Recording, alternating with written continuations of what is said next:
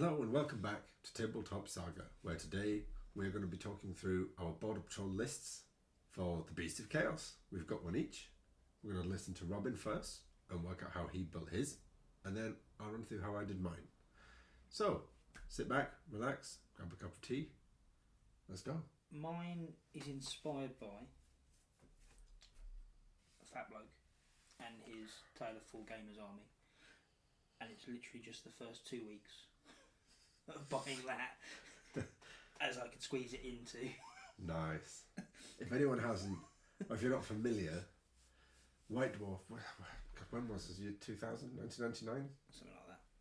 Long time ago, White Dwarf. No, it might be earlier than that, I think. Earlier than that? Yeah, because it was when I was still buying it regularly. Right, gosh. Okay, so a long time ago, in the mists of time, White Dwarf had an article series called A Tale of Four Gamers, and each one... See, they've repeated it a few times. Yeah, they've repeated This it is the many times. This is the original. and best one. Yeah. Yeah, so the first week he was able to purchase Ungor, and that was what he bought, and a Beast Lord. I bet it cost him about $5, didn't it? Yeah, because it was always. It was also when it was all. If you went to a grand opening of somewhere, everything was like 3 for 2. Oh, yeah. And a jump still cost 10p and stuff like that, and Things were better back then. houses only cost 4p. I do remember Games Workshop doing sales.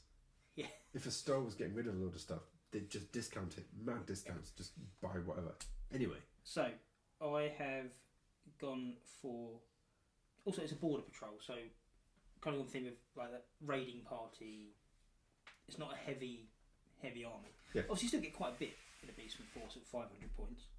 So my core units, I've gone for 15 Gore, and then just in a block. Sorry, 10 Ungor with short bows for a bit of skirmishing goodness, and they have like the ambushing rule and stuff. So, which is a new thing, isn't it? So, I think in the rule set, yes. Yeah. I know 6 Beasts of Chaos could still ambush. Yeah. Your ghost could come in, but this is a new thing, yeah. And then 18 Ungors, which will be in a block again. And the units are big enough. I'll also be able to play around with, 6 wide, 5 wide. Yeah. Experiment with that. Then 2 Minotaurs. Partly because again the first thing he bought was a Minotaur Lord, which is one of my favourite GW models ever. But yeah, 2 Minotaurs with additional hand weapons. It was that or chariots, because both are cool. The chariots are cool. So they may get swapped out for chariots of whatever's equal of similar points. Maybe one. I think it's probably only one chariot. The Minotaurs are cool as well. Well, this is it. Minotaurs are cool, and a Wargore. So the lower tier beast champion, because also partly because points, partly because there is a points cap on a character, isn't there? There's 125. Yes. 125 points, yes. And also, it just seems silly having a top tier beast lord or whatever leading a. Yeah. So yeah, I mean, getting drunk at the headstones rather than leading a tiny raiding force like this. Yeah, 500 points still gets you. 25.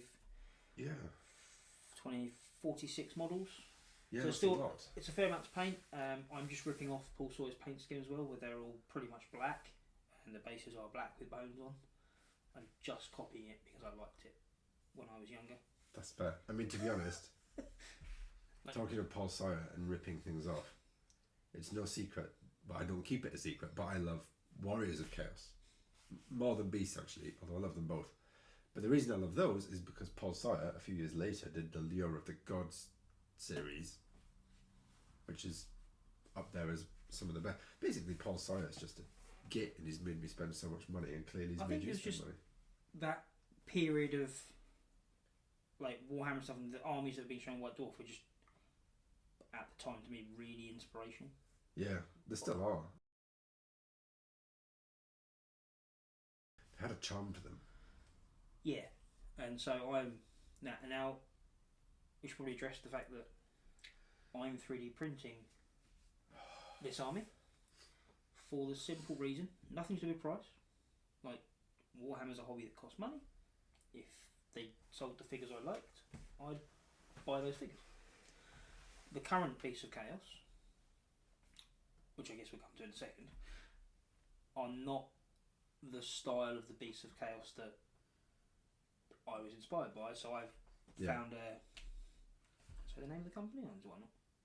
We're not sponsored by VW yet, are we? Not quite that big yet. Yeah, quite a long way to go until that happens. So yeah, I found a 3D designer, STL maker, whatever you call them, Dragon Lake miniatures, and they are. It's nice because then obviously there's a lot of STLs that are just copies of things. They're not a copy of anything, but they are very much 6th edition style Beastmen. Like if I could get some older metals and stuff as well, I can put them in as champions and a warlord as that. Like obviously a very cool warlord model with a double-handed axe. Again, one of my favourite models. So I can mix them in. So the army's kind of built around what I wanted when I was younger that someone else, that Paul Sawyer had done. Not having too much to paint. Having a small mix of units, and mostly around the models I could find that I liked. I think that's it's actually where I started from. Yeah. And then it just happens to fit into exactly 500 points. Nice combination. But yeah, that's my. That'd be a cool list, especially because you've got the Ungor gore herds in the blocks. Yeah, I've got a bit of skirmishers. Big as well. Yeah, it'd be a big. So how many units have you got in there? Have you gone for the full 4? I can't remember. Yeah, full 4. So full 3 4. quarter, and then obviously just 2 Minotaur make their own unit. And just again, if you're not clear, in Border Patrol you're allowed 4 units max plus a character, which is why I said the full 4. Yeah. Very nice. Well, Robin's gone the 3D printing route. I, on the other hand, have gone for the a visual route. Obviously, they're all on round bases. Boom. Piss. So we'll ignore that. But I thought, actually, this is a really, really good value box. I think I got it from a discount retailer. I can't remember which one, but it cost me just under £70. And there's 34 minis in there. That must be pretty close to a full, depending how you fit it out. That can't be far away from being the full force. It's actually too many points in here because, well, I'll run through what I've got in a moment. There's too many points in this box for Border Patrol. So it is an excellent value for money option if you don't have a 3D printer. If you want to get going on Border Patrol, get yourself this. So if I run through what's in it, there's 10 Gors, 10 Ungors, 10 Bestigors, and then we've got 3 Dragon Ogres on there, and a Bray Shaman, or Great Bray Shaman, or whatever they call it. So the first thing I'm going to say is that actually I haven't used him. I instead have purchased a Wargor myself on eBay, one of the classic ones, but with the 2 axes, because he's one of my favourite minis. So I don't have any magic in my list, but you could just swap them out if you just wanted to use what was in this box and save yourself scalper prices on eBay. Running through the list, so we've got the Wargor. He has been given his additional hand weapon because that's what's on the miniature. I got heavy armour for him just to keep him a bit more survivable, and I've also given him a potion of speed because I figured if he's going to get into combat, he's going to want to do it on his terms. I did give my Wargor a magic weapon. I gave him the giant blade on account of him carrying a giant blade. A giant blade, fantastic. What does the giant blade do? Tell us. It's like a normal blade. But giant? But giant. No, it does... It's just inherently better because it's giant. Oh, it makes you stronger and has like some armour breaking stuff and... Armour bane. And multiple wounds as well, so...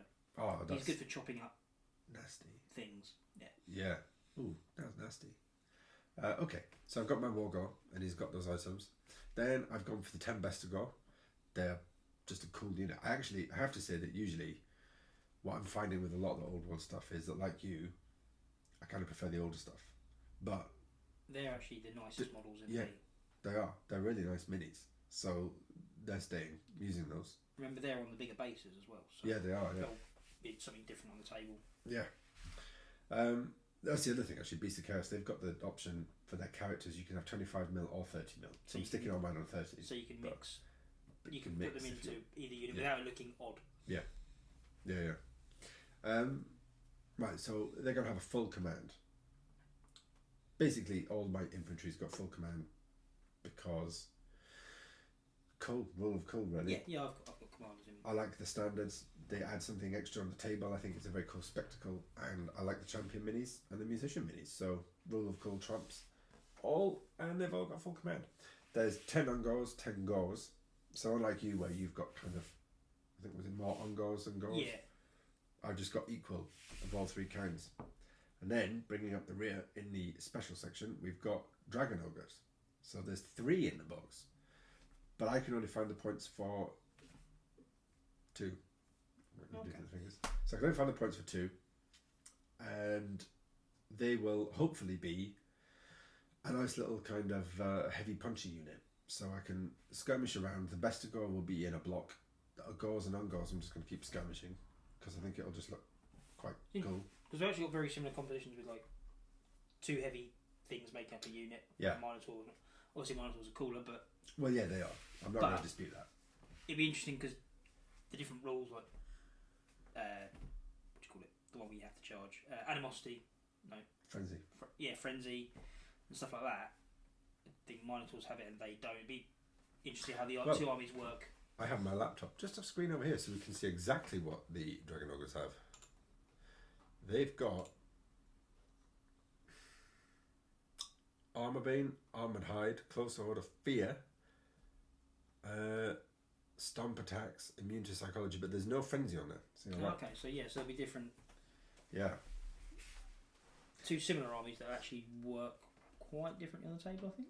Yeah, they should do. I mean, I've gone mainly because I think I've gone quite skirmish heavy because I think that all the other lists I've come up with have not been that. There's been infantry blocks with a bit of support. So I wanted something different. I think this will be different. It's good. It's scalable. It's another advantage of Border Patrol is you get your little 500 point block. You can do another one, and then you can stick them together. And it's actually really. It's an interesting way of building an army, a bigger army, because you've got your little different sections. And it's probably not the. I don't mean optimum as in like a meta way. It's probably not the optimum way of building an army because you'll build 500 point blocks that work together, and they probably don't necessarily work. But it's optimum for getting stuff done. I think it's optimum for getting stuff done. It keeps your enthusiasm going. Yeah, because you can play a game quite early on. But anyway, guys, that's 2 lists, okay, for Beasts of Chaos there. I hope you've enjoyed this video, and I hope you found it informative, and it's given you a few ideas. If you haven't already, go check out the really old White Dwarf with Tale of 4 games in it. And on that bombshell, have a good one, folks. See ya. Bye.